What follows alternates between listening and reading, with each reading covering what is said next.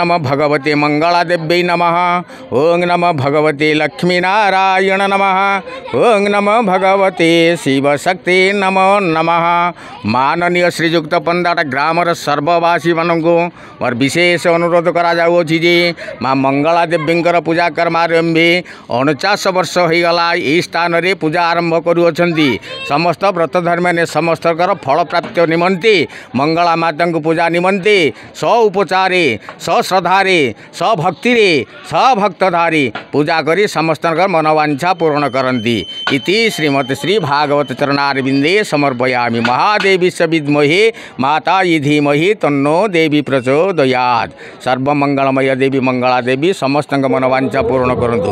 बोल आनंद सागर एक बार हरि बोल बोल हरि बोल।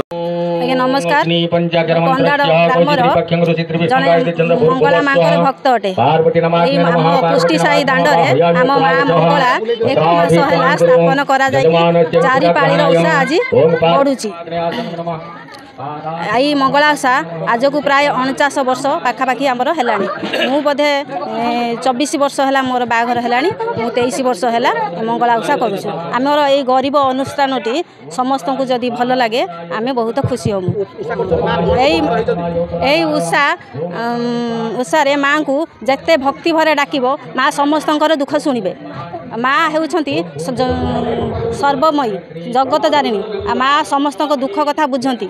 माँ आमर सब बेले आम जिते दुख कष्ट थाऊ आम माँ दाण्डर अच्छा आम देखीदे आम बहुत खुशी और आनंद लगे।